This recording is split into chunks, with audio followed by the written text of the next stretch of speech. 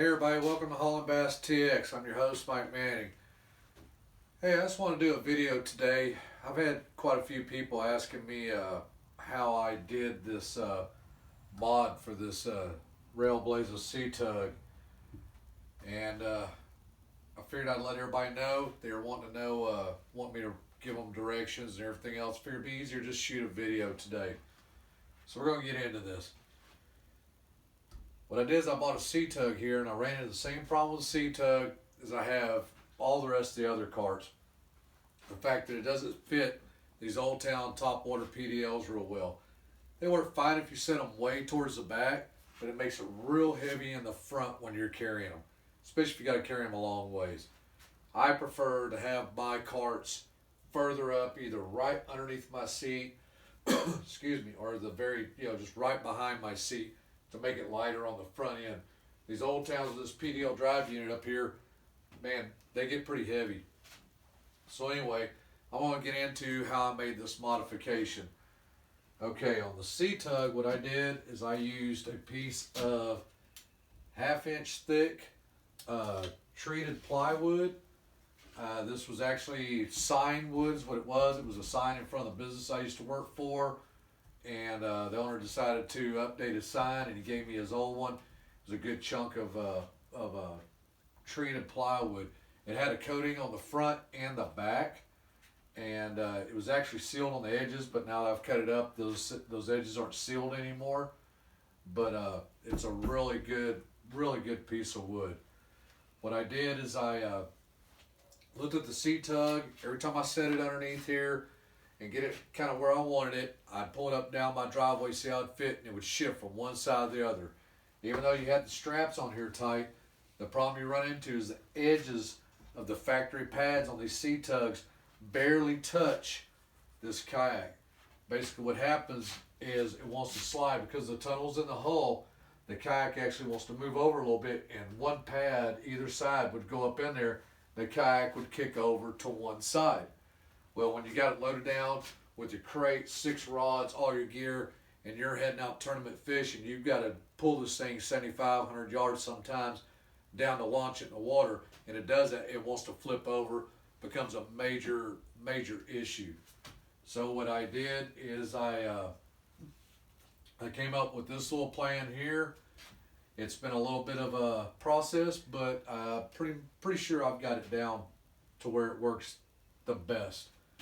What I did is I cut a piece of this 1/2 inch thick pressure treated plywood, and I cut it 24.5 inches wide. Didn't want anything sticking out past the wheels. And then I measured the pads, the factory pads on the C-Tug, and they're 12 inches. So I cut this plywood 24.5 by 12. So you see here, it's about the same width as a pad, maybe 1/4 inch bigger than the pad, but it's basically the same size as the pad. What I did is I cut the full sheet. I marked me a center line on it.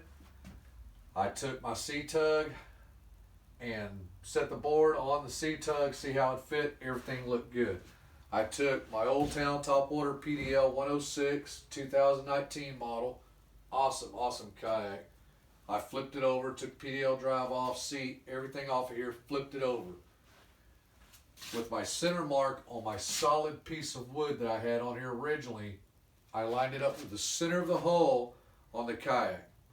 Took some measurements, center line to the very center of the hull on the kayak. Laid that up there, took the C-Tug, set it on top, flipped the C-Tug over, set it on top of the plywood, got it centered. Then what I did is I purchased a piece of 2-inch Schedule 40 PVC pipe. It's 2-inch inside diameter.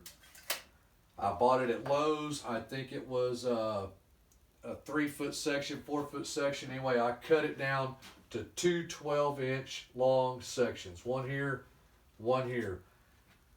When I had the plywood and the C-Tug sitting on the kayak upside down, I took these pieces of pipe, I slid them in there, and I moved them to fit the tunnel of the hull to the outer edges of the tunnel. What I did is I moved them back in just a little bit, and I also, when I was at Lowe's, I purchased some pipe insulation. This stuff, if I remember correctly, it's 1 1/4 inside diameter. That was the biggest that I could find at Lowe's. I took that, cut 2 pieces of that 12 inches long. Once I had the pipe slid between the hole and the board, when everything was upside down, I added this insulation to it and pushed it up, made it kind of tight, made me a mark on my board at the back, and then I made a mark at the front of the board facing the front or the bow of the kayak. Due to the way the tunnel design is on the Old Town, as it goes towards from the stern to the bow, it widens up. So these pieces of pipe are a little wider in the front than they are the rear. Facing the bow of the boat, they're going to be wider. Stern of the boat, they're going to be narrower. Once I got everything set up, made my marks, took everything back out, set it down, and what I did is I got everything lined up on the C-Tug. Everything was lined up. I drilled a hole. As you can see in the C-Tug, there's holes through the factory pads. What I did is I drilled through the center of one of these holes. That way I wasn't cutting, drilling on the C-Tug itself, making any kind of alterations to this C-Tug. No holes, no nothing. I used the existing holes that were in the pad. I drilled through the plywood and through the pipe. I used a 5/16 inch carriage bolt through here, and I basically fastened the plywood, the pipe, and the pad, the factory pad. I basically fastened it all together. I did that in 4 places, on the front of the PVC pipe and on the rear. Then what I did is once I drilled those holes and I used 5/16 carriage bolts, these are just your basic carriage bolts from Lowe's. I used 8 of these 3/8 ID 2-inch OD fender washers. And I wound up using a total of 8 of those, and I'll explain to you for that. I'll explain that to you here in just a little bit. But originally I used 4 of these. 1 here, 1 down here, 1 here, and 1 here. That's how I started this off. I also used between the head of the carriage bolt and the fender washer, I used a 3/8 inside diameter and a 1-inch OD outside diameter washer. The reason why I did that is because I wanted this to have a little more surface area to bite into this. These fender washers, they bend real easy. They're thin. So I wanted something with a little more surface area. You can use whatever you want, but that's what I chose to do. When I ran this up through the bottom, the head of the bolt facing the bottom of the C-Tug, I ran it up through the pad, through the plywood, through the PVC pipe, and on top, I used a 5/16 inside the PVC pipe. I used a 5/16 flat washer, stuck it in there over the threads of the bolt, and used a 5/16 nut. As I tightened it down, the washer formed to the PVC pipe. It's a thin washer. It formed the PVC pipe. Reason why I did that is if you use just this nut to cinch all this down, this pipe will bust. It does not have enough surface area to bite inside this PVC pipe. So that's what I did. Once I got all this bolted on, I set it up on the C-Tug and liked the way it fit. Then I had the issue of it not being able to be broke down. Once I solved that issue, what I did is I turned everything upside down, had C-Tug turned upside down, basically like this, sitting on my setup, and I took a marker and I came in here and I traced out the inside edges of these pads, the stock C-Tug pads. I traced all this out. The only thing I left was a little dog ear here for this kickstand. This is an adjustable bicycle kickstand. Where it come from, I have no clue. I found it laying around in some stuff here, and I left a little dog ear on the plywood to mount this kickstand. This C-Tug kickstand right here, you cannot cinch it down any tighter. It's as tight as it'll be from the factory. Unfortunately, what I found with this cart, without the mod, this thing still will barely hold this kayak cart in the upright position. If it leans a little too far, this thing just gives away. It doesn't take much pressure. So this thing, once you do this mod, this kickstand, the stock kickstand, is basically, it's useless. It really has no function other than to hold the C-Tug in the upright position without the mod. Other than that, it really does nothing. It does not fasten the two pieces of the C-Tug together at all. So once again, this is an aluminum bicycle kickstand. I don't know where it came from. You can probably pick it up at any bicycle shop. But I found with the added weight to the top of this C-Tug, you have to have a kickstand to hold this thing upright.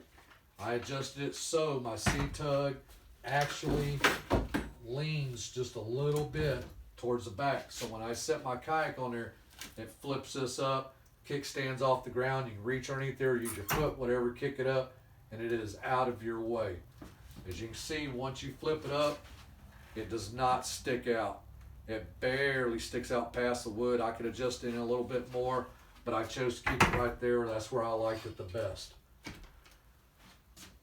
With all this cut out, I put the cart back on the kayak and wheeled it down the driveway and was watching as my wife was kind of pulling it down the driveway. I saw that this was flexing because the only bolts I had were right here. So I went back with some more carriage bolts. As you can see right here, the shiny dots. I went back and added some more, and I did the same thing on the bottom once again. I used a big fender washer. On these bolts, I used a 5/16 fender washer right here. I didn't need the heavier washer. I used a 5/16 fender washer here, and I used the bigger diameter underneath. The reason why I did that is I wanted these washers to bite into this webbing, to rest up against this webbing, and make this as sturdy as possible. And this thing is extremely, extremely sturdy. So I did that in 4 places. I did it here, I did it here, here, and back down here. That helps keep this pad or this modification from flexing up right in here, because a lot of your weight is going to be sitting right here and out here on these edges. So that's what was going on, is I had to go back and add these bolts, which was no big issue. Like I said, they're just carriage bolts, 5/16 carriage bolts. On this side, you can use washers if you'd like. I didn't at the time. Like I said, this is the first one I mocked up, and I've been using it several times just to see how well all this is going to be, how this is going to work out before I go back and replace any hardware with stainless or whatever. As far as the surfaces, these are rubber pads that I bought from Harbor Freight. I use these on, excuse me, on boat trailers. You can purchase these at Harbor Freight. They make them like this size, and they actually make them square. If I remember correctly, this rubber pad, they were $3 or $5 a piece. They're not that much. They're 4 inches wide by 17 1/4 long. You only need 2 of them. They have their own adhesive on them. You just peel the paper off. Make sure your surfaces are really clean. Stick it down on there. Cut your corners off. When I cut this piece of board, I cut the corners off because I didn't want any sharp edges sticking out, banging around, hitting me in the legs or whatever when I was dealing with this thing. I just used a razor blade. That's simple, that's cheap, and it's very effective. Once all this was together, I went and tried it again to see how well it worked, and it worked great. It worked awesome. Prior to putting these rubber pads on, I went ahead and painted this surface. This fluorescent green color is actually just some marking paints for marking ground for utilities and things like that. It was just some paint I had laying around here, sprayed it on there, didn't really like it. I'm going to go back and redo it. But the paint that I used was Krylon Fusion all-in-one gloss jungle green paint. This stuff is almost the exact same color as the hardware on the C-Tug. I mean, it's really close. It's probably about the closest you're gonna find without having custom paint mixed and all that. Now you're talking even more money. The padding is just held on by zip ties. Before I bolted the PVC pipe back down, I used, I believe these were 14 inch and they were way too long, but that was all I had at the time. Believe you can get away with about 10 inch. I just used the 14s. Like I said, that's all I had at the time. As far as the straps, I used the stock mountings on the C-Tug pads right here. These straps are plenty long enough. You don't have to worry about doing a modification unless you plan on doing something like a Hobie that's a lot wider, but they work perfect for the Old Town PDL 106. Not a problem whatsoever. You actually have about that much strapping left over once you cinch it down. The only other modifications that I've done to this is that's it. I didn't do any other modifications to this thing. These platforms, they still come off, just like OE. As you can see, the kayak mainly rests up against here. This is your tunnel side, the inside tunnel. It doesn't even touch. It mainly hits right here, and the kayak kind of sits on this rubber pad. So you've got two surfaces it's sitting on. It doesn't move around. It's real simple, real basic. Like I said, there's some of the washers, carriage bolts. As you can see, they're already oxidizing. They're not stainless. And I just used them and made sure I tried to cover some of this webbing with the washers, and that's what's made this thing so strong. It's held up. I've used it several times so far. Last time I took it out, I actually had to hop this thing up over a hump, and it, no quarrels whatsoever with it. I mean, just no issues, none whatsoever. One thing about the C-Tugs I did find, and it doesn't matter which kayak you use them on, they flex. They're made out of this hard plastic. They flex, and once you get this thing cinched up on your kayak's pretty flat on the bottom. That thing, I haven't noticed it flexing at all, but it's kind of hard to tell when you're carrying it, but it doesn't feel like it. The only issue that I've run in with the C-Tug itself is these wheels squeaking due to the weight. They do squeak. I've got some lubricant I'm going to put on them. You got to be careful of the type of lubricant you're going to use. I'm using it's actually a dielectric grease, silicone type dielectric grease that I use for electrical connectors. That's what I've put on there, and it's helped stop the squeak on it. But that's pretty much all it is, guys. It's not real difficult. If you've got a basic skill saw, jigsaw, most definitely you're going to need a jigsaw to cut this webbing out of the center. Once I cut that webbing out, it did lighten it up some, and it was able to where I could break it down. I could still break the thing down in about 20 to 30 seconds and store it in the bow of a PDL 106. It all fits in there, including the kickstand and all. It will all fit in there. That was the whole purpose behind this, is not having a buggy or a cart that I had to take all the way back to the truck, tournament morning. We're already trying to get on the water, and I did not want to have to walk way back to my truck to go put this in. So that was the whole key idea with cutting out the webbing, was to still be able to break it down, store it inside. You don't have to deal with walking all the way back to your car or your pickup or whatever you're taking your kayak down there with. I've got a little bit of a list of the bolts and nuts and washers I used. I used 4 2 1/4 inch 5/16 carriage bolts. I used 4 2 1/2 inch carriage bolts. The 2 1/2 go from here through the PVC, through the plywood, through the PVC. The 2 1/4 I used here, the 2 1/4, they go through the top and down the bottom. The ones that go into the PVC pipe go from the bottom up into the top. You can still get a wrench in here. I used a ratchet wrench. Wasn't that big a deal. Don't suck it down like you're tightening it down for it to run down the highway at 100 miles an hour, because you will bust this car, or you'll bend the washer so bad they won't hold anymore. Used 8 5/16 regular nuts. As far as the washers, I used 8 3/8 inside diameter by 2-inch outside diameter.